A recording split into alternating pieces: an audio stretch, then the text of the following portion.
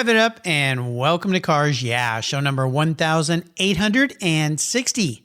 Be prepared to be inspired. This is Cars Yeah, where you'll enjoy interviews with inspiring automotive enthusiasts.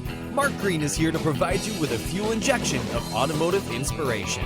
So get in, sit down, buckle up, and get ready for a wild ride here on Cars Yeah.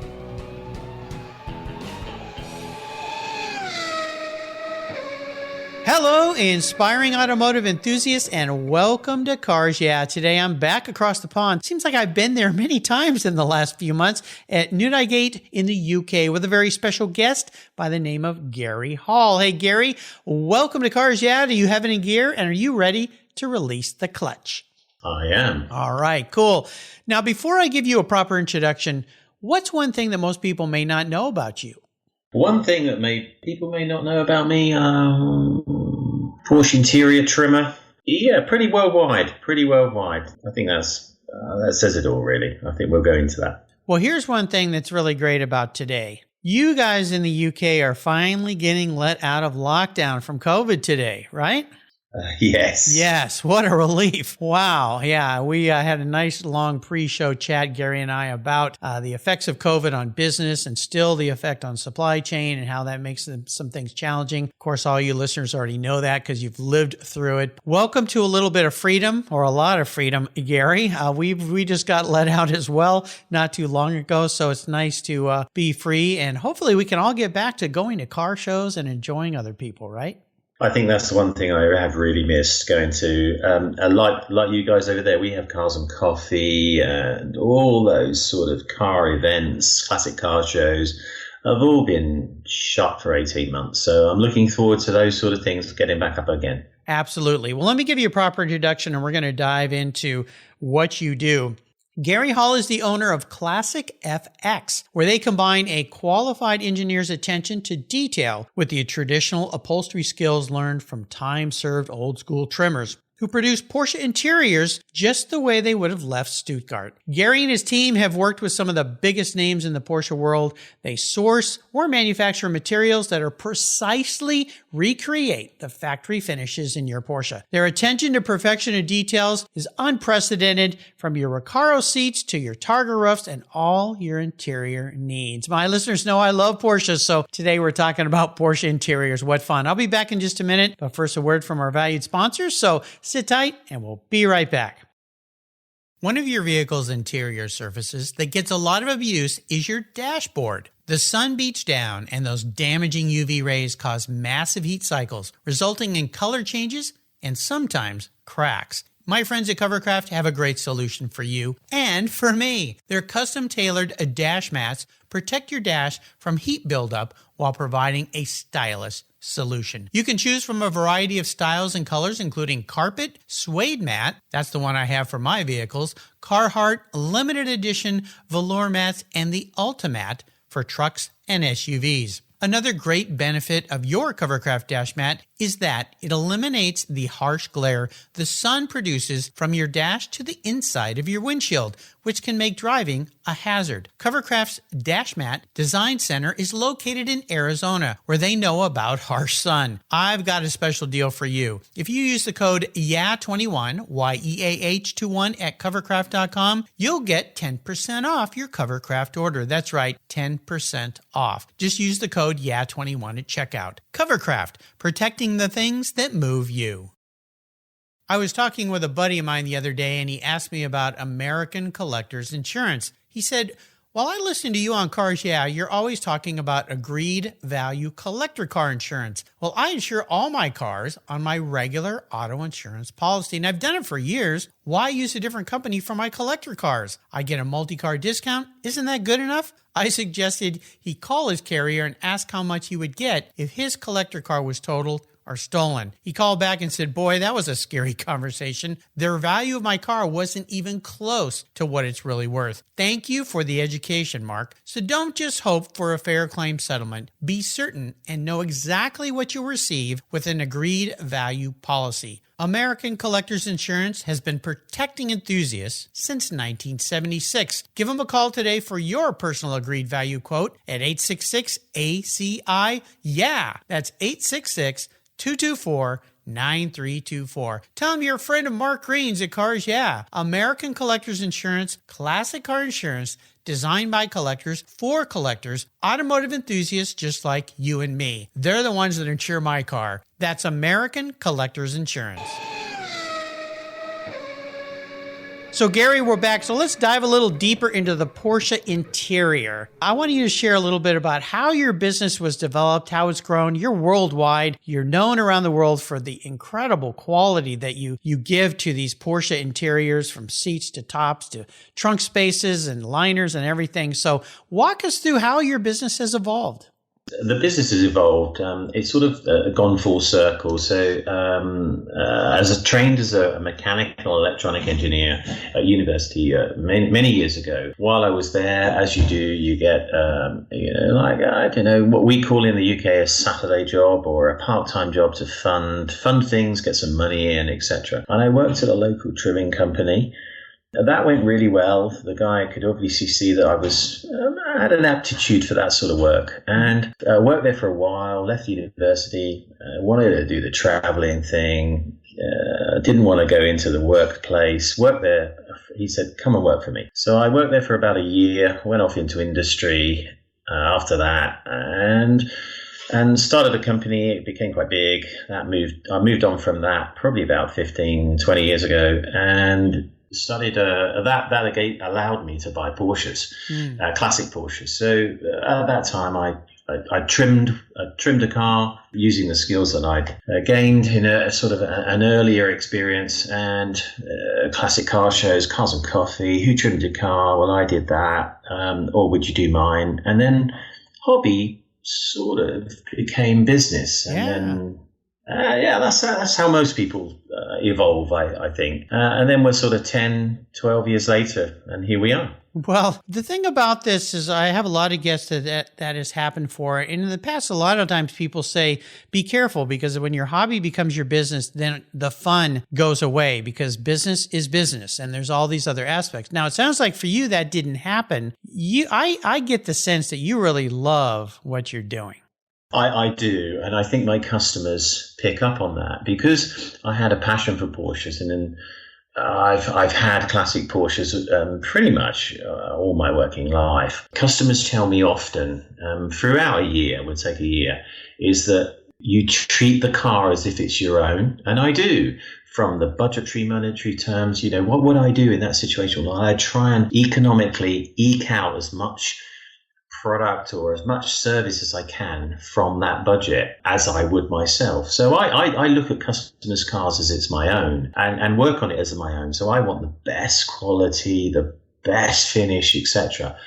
And I think that's possibly a key to our success, is that customers pick up on that. And not only do you become they're your customer, but I'm their customer, and it evolves in that sort of situation. So that's the way I work. You started collecting Porsches a while back. I've had many Porsche 911s and 914 and BMWs and so forth. The Porsches are my mark of choice. How have you seen, with the restoration of interiors in particular, evolve over time? Because these cars have become more and more valuable, and a lot of the concept of originality has become very important to people in restoring cars. And also this kind of hot rod version. You think about RS Group cars, or what Singer has done with their cars, and people that are following his lead, maybe not at that high of a price point. How have you seen the evolution of car interiors happen? Are people more concerned about originality now? Because I know you import a lot of products from Germany, right? I do. It's a good point. Since we'll talk 7-8 years ago, since the price of cars, classic Porsches, has risen in cost. Back in the 80s, when people were customizing, just really change, and this goes for any car manufacturer, just really changing things. Oh, that'll work. I'll put another seat in that, and it fits, so I could drive it. Use some vinyl, use some upholstery materials, etc. So now we've come full circle. All the customers that I see nowadays are either changing their car from what it is, what someone's left it with, or what it changed it to, back to factory original. And that's where the value of the car is. Yep. So when the car moves on, if it's perfect and it's as it came from the factory, it has more value. And plus, customers want to show their cars off and say, "Look, this is original. This is how it is." And if it's not original, it's as close to original as it can be. Now, you do both classic cars, but do you also do work on newer cars? I know newer cars don't need as much work, but sometimes people want to do custom things on newer cars, maybe seat inserts or different options that they didn't get on a car they bought used that's maybe not quite that old. Correct, I do. A lot of the high-end GT series of cars, the 991 and now the 992, have a seat variation that has removable centers. So I do a lot of replacement there. A good example of that is the Americans love to customize stuff. So they'll be changing from standard Alcantara to plaids to Scottish plaids to different types of tartan materials, and are really going for it. And I love all that. But say, for instance, us British and Europeans, we want to stick to stock stuff. So I tend to do a lot of vintage Porsche materials in later cars, so like 991s and 992s, where they want to put a bit of a classic feel on their new car, and at the same time they've probably got a classic as well. So you get a lot of customer owners that have a classic Porsche and then they have a new Porsche, so they like to customize it to maybe look like an early Porsche inside, and just give it that, when they're driving it, they think, oh, okay, I've got an early 911 here. I've got my early 911 that's back in the garage. Yeah, right, exactly. What is your favorite part of what you do in your business, in your career?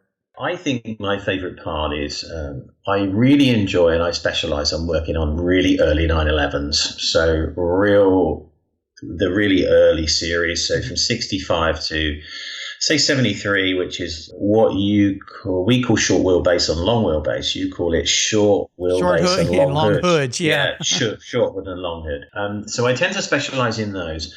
But the area that I enjoy most about my job is retrimming a car. So I sent you a picture today of me in a 65 911 that we're just finishing the interior on. That's an early one. That's a 300 series car, that is. So that's a very early car. But the customer's visited a couple of 3 times, and you can see that I get the enjoyment of walking through what we've done, and they can see I'm passionate about what I do, and they pick up on that, and they enjoy that. They enjoy the journey, and I pick up, and that's what I really enjoy. I enjoy them enjoying the journey, and then handing it over, and they're happy. Yeah, absolutely. Well, it's so much fun when you get to have a car restored, or you get to fix a car, or customize a car, and do exactly what you want. That's what us car folks are all about. Right. I like to ask guests about driving inspirations. Maybe a mentor or someone in your past that's helped you become successful. Is there a person like that in your life? Nobody that really springs to mind. I think, like most small business owners, you look at your partner for inspiration, and they're always a really good sounding board. She's been my rock, basically, and she does running about for us. What we call running about is going to local leather suppliers and picking and stuff up, and she's a really good sounding board for customers or detail. And although I have 2 guys that work for me, I can always say to her, how does that look? Well, maybe, maybe she'll be real honest. Get a little bit out of it. Yeah. Whereas my guys will just say, yeah, it's fine. Yeah. Well, it's that dynamic between an employee, even though they may be an associate, as you call them, whatever you call them, a workmate, but employee versus a spouse. And that's a great thing about having a spouse that kind of calls you to task, as I like to say. My wife does the same with me. And sometimes I may not like it, but I know she's right. Yeah. You'll always get the answer of, just a little bit there. Yeah, yeah. And now, yeah. I saw that, but I thought I'd get away with it. No, yeah. Well, that's good. That's a good person to have in your life. Sure. If you were going to advise young people, and I'm really keen to this because one of the things that I talk a lot about here are young people coming into the trade, getting young people into the trade. So as people like you and I age out, let's say, we need some people behind us to help us continue to take care of these vehicles and continue this. How would you advise maybe a young person that might want to get into this type of career? It's a difficult question. It really is a difficult question, especially here in the UK. And I don't know about America, but I have a couple of guys, and they're quite young. I've got one that's 20, late 20s, and one that's 21. And the guy that's 21, he's very good. He's like a sponge. He would just absorb everything. But I'm telling him the process, the way I do it, etc. So I would say that it's a dying art, car upholstery, car trimming, but it's a skilled art. So it needs people coming into the industry, and I'm happy. We're happy here to train, but it's getting the right person for the job. We may go through 20 people to get one. Right. I can't really answer that question with we should do this, we should do that. I think with us, I have in the past tried many, and one will shine and one will think, I really want to do this. I get enjoyment from it, and they're rare, very rare. Well, it's kind of that way in a lot of businesses is finding the stars. Yeah.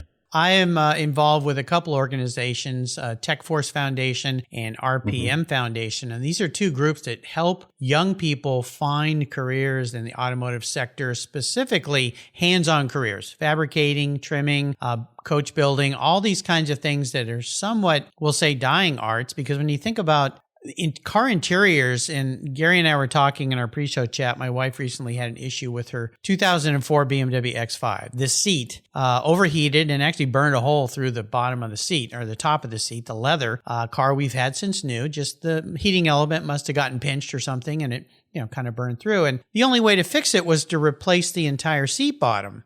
And I was thinking, well, this is ridiculous. Can't you just find somebody to, put a new heating element? But the way it was built, it was molded into the foam, the heating element. So it was damaged and couldn't be replaced. And so nowadays they just replace entire elements versus fixing pieces and panels and so forth. And I think that's another part of the challenge, but there's always going to be old cars around, right? At least we hope so, to work on. I think so. I think you hit the nail on the head with early Porsches and most early classic cars. You've not got to be just an interior trimmer. You've got to be a restorer as well. You've got to be a welder. You've got to be a fabricator. Mm-hmm. You've got to be a mechanical engineer, an electrical engineer, etc. And I always say, when I'm talking to customers and they're having maybe an interior trim, etc., and I say the reason I've got these two guys that work with me is because I may sit behind a sewing machine, but there's far more to it than that. There's taking the seat apart, and then I've got a particular guy at the moment, as we speak, he's just welding some new captive nuts on a 65 911 seat because, you put the screws in, they just go ping, and you've trimmed it, and it's all. So there's so much pre-trimming, and I always say, well, it's not just trimming a seat. There's so much behind that, and that happens for everyone. You've not got to just be a trimmer. You've got to be everything. You've got to be a car restorer, everything. But yes. Yeah, there's a lot of pieces. I think I had a 72 911S, and those darn door pockets that Porsche built in those cars that always wear out and they never fit tight and they hang out. And I remember trying to fix that one day, and it was so frustrating for me because I thought, it's just going to be a little elastic strap, but there was so much more to that. You know the pockets I'm talking about, right? I do. I fit lots. Although over the years, the replacements have become better and better and better. And there's one particular manufacturer in Germany that they fit really well. I've actually got a 72E in at the moment. Nice. 72 is a unique year, as you know, because it's got the oil flapper. Yes, yep. It's the only one with a side oil tank, and So yeah. Nice car. 72S. It was a great car. I had a 72S, and we had it for a long time. My kids learned how to drive stick shift in that car. What was the color, Mark? It was ivory over black. Ivory. Ivory. Black. Yeah. It had the black sports seats. It was a great car, all original car, and it was just one of those cars that back before it became really valuable, we just used it for everything. I took it on tours. I think now about how many nights I left it in a hotel parking lot, and somebody could have walked away with it, and now I would. And the sad thing is these things have become so valuable that you don't do that with them anymore. I mean, No, they become too valuable, too precious. Customers become too precious with them. Yeah, which is kind of and talking about bummer. Sporticaros, it had Sporticaros in the front, what we call. That's how I think the two of us got together with a customer in the US that I trimmed a set of Sporticaros. Yeah. I can't remember his name. He's got a 27 RS. Yes, Frank Ferris. I believe. Yes, Frank. Yes, that's it. Yeah, exactly. Lovely guy. Phoned me lots of times for Frank's wonderful, and a shout out to you, Frank. Thanks for introducing me to Garry here. It's fantastic. So many of my listeners and past guests have introduced me to great people from all over the world, so I'm very appreciative. We're going to take a short break. We come back. I want to talk about a challenge. Having a business is full of challenges. Life's full of challenges. We just went through about 18 months of a massive challenge. So keep that in mind, and we'll be right back. Here at Cars Yeah, it's all about inspiration. And our charity of choice is Tech Force Foundation, where it's all about making a positive difference in young people's lives. Tech Force helps young adults discover their talents and passions for all things automotive, with a mission of helping students develop a career as a professional technician. Tech Force awards nearly $2 million in scholarships every year for students to pursue technical education, and they support hands-on activities, events, and mentorships across the country, working to change the outdated perceptions of these careers. Auto techs are in high demand, but the supply of qualified technicians is critically short. They need your help to fuel their mission. Learn more and join me in supporting them at techforce.org. What began as a charitable car show has grown into the world's greatest collector car auctions, raising over $133 million for charitable organizations to date. For nearly 50 years, automotive enthusiasts from all over the world have enjoyed the Barrett-Jackson collector car auctions, and I'm a huge fan. Regarded as the barometer of the collector car industry, their auctions are world-class lifestyle events where thousands of the world's most sought-after, unique, and valuable automobiles cross the block in front of a global audience, in person, on TV, or streamed online. Barrett-Jackson produces the world's greatest collector car auctions in Scottsdale, Arizona, Palm Beach, Florida, Las Vegas, Nevada, and new for 2021, Houston, Texas. The excitement of Barrett-Jackson auctions is contagious, and a unique experience is not to be missed. And be sure to visit barrettjackson.com today. Barrett-Jackson, the world's greatest collector car auctions. All right, Garry, so let's talk about a big challenge. Now, this could be a life challenge, a business challenge, whatever it might be. What I'm most interested in is what it taught you so you can move forward in a positive way. So take us on a little bit of a bumpy ride. Maybe it's in a Porsche. Who knows? What challenges do I face, or what challenges? I think one of what we talked about pre-interview was one of the challenges that I have at the moment is materials. Supply chain. Supply chain issues are horrendous at the moment. And we talked about in the UK Brexit and how that's affecting my business. And so at the moment, with obviously working on Porsches, I order a lot of materials from Germany, and a lot of German suppliers will ship it across. Now with Brexit, etc., they got to come through the customs route, a bit like they do from the US, but we seem to have mastered the US, parts coming from the US a long time ago, but we don't seem to have mastered it with Europe coming into the UK since the change. So a lot of parts get held up in customs. There's huge challenges for me, huge pressures with customers demanding, especially on materials that we're waiting for we talked about seat inserts, new Porsches. I buy from the Porsche factory some material, the material producer, and I have that shipped over, and I've had some stuff waiting for 3 or 4 weeks, and you're taking orders for this stuff, and customers don't like waiting. No, we don't. we don't. Especially if they want to change some interior parts on their new Porsche and they're ready for it. They paid their money, and we're Classic FX are saying, we said 2 weeks, but it's now going to be 6. So they're huge challenges, business challenges for me at the moment. And they're the ones that spring to mind. Help us understand from this side of the pond how Brexit affects that issue of products coming into the UK. Is it just that customs now is a lot more picky, or why does Brexit cause a problem with that? We've been doing it for years. So if I order some material, a part, a screw, a nut from the US, you guys will send it over and you'll say the value is, just an example, 10 GB pounds. Mm-hmm. It'll come in, it'll stop at customs, and they'll say, right, okay, some duty to pay on this, say some VAT, so 20% at £10, £2. Gary, you pay the £2, in it comes, there's your product. Exactly the same with Brexit. But because of the amount now, suddenly you're turned a light switch, and the amount that's coming from Europe into the UK is vast, probably so much more vast than what the Americans or America is sending over to the UK. So you've got people like carriers, I don't know, UPS example, they're absolutely inundated. So it's not a question of how much you've got to pay, it's got to come in, it's got to be processed. It's just a huge stockpile. Paperwork.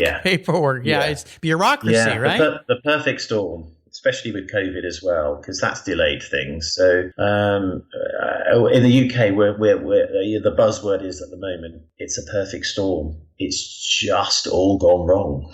Yes, yeah, it really is. It's just affected so many different things. On a small business scale, that's really, really damaging, because when you're in a small business, you're on a one-to-one with a customer all the time. They always want to speak to the engineer. And how's it going? Have you made it yet? Is it going to come in? And you're running out of answers. I'm running out of answers at the moment. Well, sometimes there aren't any answers. There's a small shop here in Gig Harbor where I live that sells teak furniture for your patio and so forth. It's manufactured in Indonesia. And I stopped in there the other day just to look for a couple chairs. There's nothing in his showroom. And I said, are you moving? He goes, no, I can't get anything. He said, it used to be I would order one container and pay $3,500 to fill a container with all this furniture. He goes, I can't buy a container for $15,000. They're all booked. They're all taken up and everything's backlogged. And then when it gets here, there's no one to take it off the ships because people aren't working. So there's all these elements. And he said, so here I am with a store with nothing in it. What do you do? Close the door? I'm stuck. What do you do? Well, he said, you just have to wait until this ends. And it's really difficult. And he's a small business, one-man shop. And he said, my folks in Indonesia can make all this stuff. I just cannot get it here. And he said a lot of the big box stores, let's say Costco's or Walmart's or Home Depot, all these big box, they've got the money to buy up all the containers because he said these ships only carry so much stuff. And well, I heard a story, Mark, that containers into the UK from China at the moment are before I was talking to a guy with a Porsche that owns a kitchen company, fits kitchens, etc., and bringing in product from China and the Far East, etc., £1,200 or 1,200 GB pounds to bring a container over in normal times. That has accelerated to £6,000. Oh yeah. Just to get the container moved. And, I know. And now we're in a situation where we've got containers on docks that go, well, I'm not paying that. So there's a huge stockpile of people say, well, I'm not paying.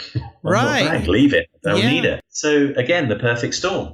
And at the backside of that, I've got some carpet material waiting to come in to trim a Porsche that's just sitting there doing nothing. Well, and then that instigates inflation. Price rise. We're seeing that everywhere too. So perfect storm indeed. Let's get rid of this perfect storm so we can go back to better times. Yeah, it's just been a challenge. If you look ahead to your business right now, do you have kind of a projection of bucket list dreams of what you'd like your business to be or in the future? Are you thinking of expanding into any areas, or is it just a matter of finding some more workers because you've got so much work to do? We are extremely busy. So I always say, at the moment, if you inquire with a car, an early 911, interior works, etc., you're looking at a 6 to 10 month lead time before you can book the car in. And I'm in a place where I just don't want to get any bigger, but we're cool. I've got two guys. We've got more than enough work for us, and I'm honest and fair with customers and saying, this is how long it takes. We don't want to get any bigger. We don't want to get any smaller. We're just comfortable what we do. Well, it's your specialty shop, so there you go. Yes, indeed. I made a pact this year in 2021 that we wouldn't keep saying yes to everything. Because it's so easy to say yes. Oh, it's only a small job. We'll do that. And all the yes jobs become a huge problem. And then all the big jobs, what I call long-termers. So a long-term interior job on an early 911 would take us 4 to 5 weeks by the time we've sourced the parts, etc. And that's not working on it constantly. It's just, we can't do anything because we haven't got that part, or we need to order that. We didn't think of that part's missing, etc., etc. So we're working on 2 or 3 of those at any one time. And if you throw in a guy that turns up with a couple of Porsche seats in the back of his truck, just dropping them off, how long do you reckon? And we're saying 12 to 15 weeks for that sort of stuff. Yeah, and he goes, what? Yeah, indeed. So you get to a stage where, should I get someone else? Should I not get someone else? I don't want to be busy fools, if you like, because you can be a little bit like that where you're doing work and you know, a business is a business. You need to make margin to pay your staff, etc. Where you're doing stuff and you're just a busy fool where you're not making any margin on it. You're just turning stuff over. And I think you can be a victim of your own success. So I'm quite grounded in the way that I think it's, that's the way I work. Well, you dropped a great value bomb for people with businesses. Find your niche and stick with your niche. Yeah. Define. If you want to grow into a large business, then find that path. But if you want to stay where you're at or just focus on certain things, the key I heard you say is know when to say no. And that's important. Yes. That's hard for people to do, is say no. But when you do that, you can more closely define your business and grow your business within that niche, which is typically more profitable too. So I think in the working space, it's difficult to say no because you think, well, will there be work there in 6 months? If I say no to this, I said no to a 964 cab roof today. It's a big dealer in the UK, huge restorer that we do lots and lots of work for. And they just called and said, Garry, can you do this 964 cab roof? No, we can't do it. We're just too busy at the moment. We've got a couple of early cars in. And if you're fair and honest with people, they go, okay, fine. We'll just tell the customer no. Yeah. And that's fine, Whereas maybe I can plate spin, get it in, maybe I can do that. And you're not going to do it. So you just disappoint. And then you're under pressure and stress, and that's no good. So, yeah, I'm just fair and honest. Yeah, it's a good way to be. I want to talk about a special car in your life. You talked about having older Porsches starting a ways back, which is very, very cool for a car guy like me who loves old Porsches. Is there one car in your history that really stands out for you? I think there is. I obtained about 5 or 6 years ago a 1967S right-hand drive. Now, right-hand drive cars in 67 format, short wheelbase, there were only 34 brought into the country that year. So they're special cars anyway. And even 67Ss in the US, there were only 1,500, something like that. So there were only 34 right-hand drives. Well, this particular car, the original owner, customer, brought it in and he ordered it paint to sample. So it's one of 34 paint to sample. So he spec'd it in a very, very beautiful metallic green. My wife called it a teal, if you can imagine that color, if you know what color teal is. And we restored that because we do quite a lot. Although we don't advertise it, we do some early classic restoration in the shop as well. And it's really a closed community. I might do that for a customer that's asked me specifically because they know the detail that we go to. So we restored this 67S and I finished it and drove it about, a really special car. And immediately, once in the marketplace, it wasn't offered for sale, but the offers were coming in, the prices were going up. So it just had to go. There was a big sack of cash that came across, and I just thought, okay, I'll move on to the next one. And so that was the special car in my life. I had an early 356, a 356A for a long, long time when my two children were very young. It was right-hand drive again. So we emphasize the right-hand drive over here because they're extremely rare. Porsche only made very limited numbers in right-hand drive, and that was a 356A. And Nice. my memories of that are just visiting classic car shows with the two kids in the back and having a picnic and just fun. talking to. Yeah, quite fun. I love it. Yeah, but the flip side of the coin quickly is I've just sold actually a Carrera T, which is a 991.5. Oh, yes. So I do like the modern stuff as well. That's a special car. I really liked the Carrera T, the manual 7-speed. I really like manual cars.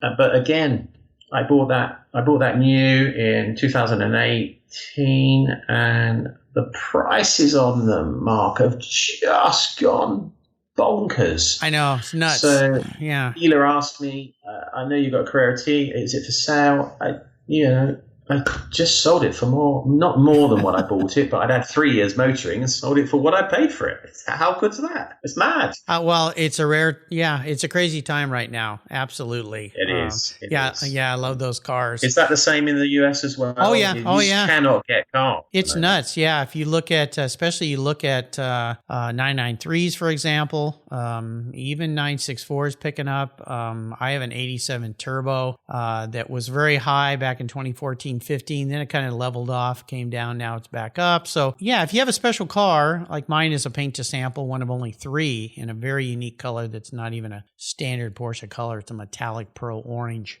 color. Yeah. That's just crazy. Nice. It's crazy looking. Yeah, I call it my orange crush. So yeah, love that car. Yeah, don't want to let that one go right now. It's just too special. So I'm going to crawl into your head here, Garry. If you were a vehicle, you were actually manifest a vehicle. This is your personality, your fastidiousness, your attention to detail. What kind of vehicle would you be and why? What kind of vehicle I would be? What would I be?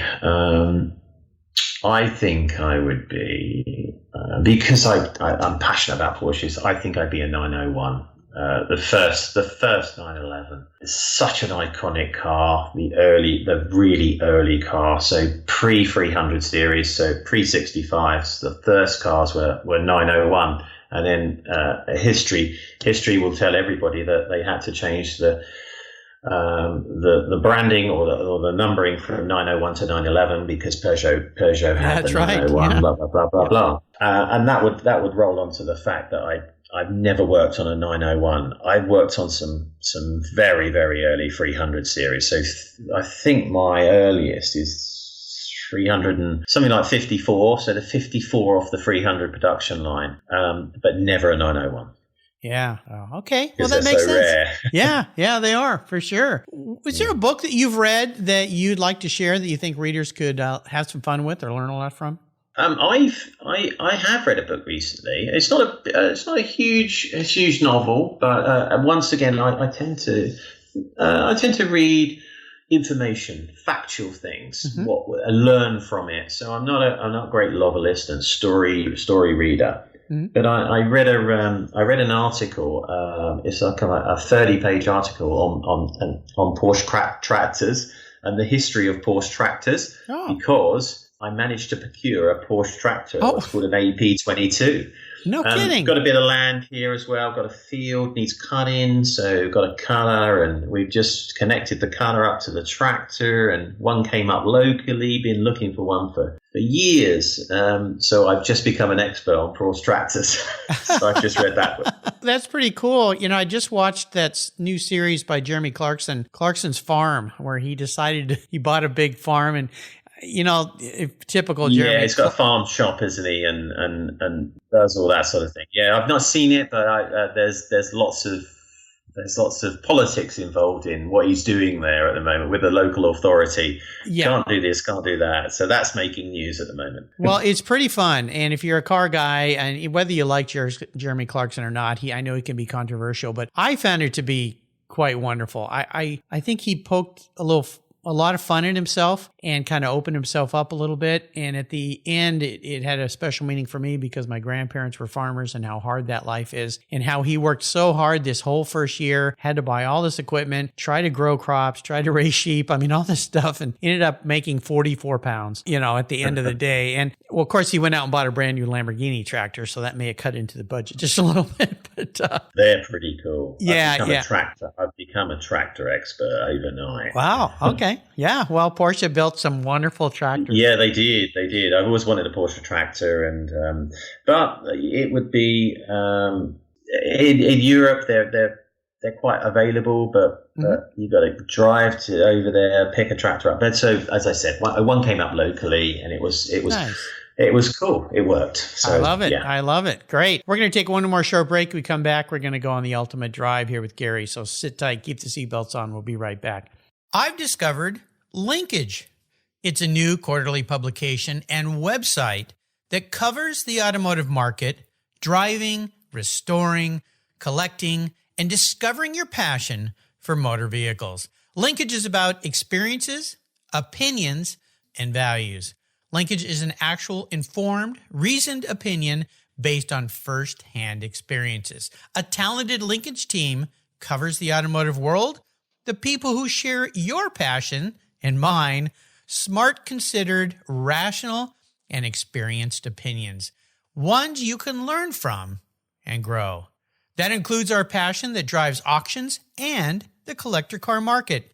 So come with me and join us on this journey. And be sure to use the code CARSYEAH when you subscribe, and they'll give you $10 off. Boom! Linkage, geared for the automotive life. Subscribe today at linkagemag.com.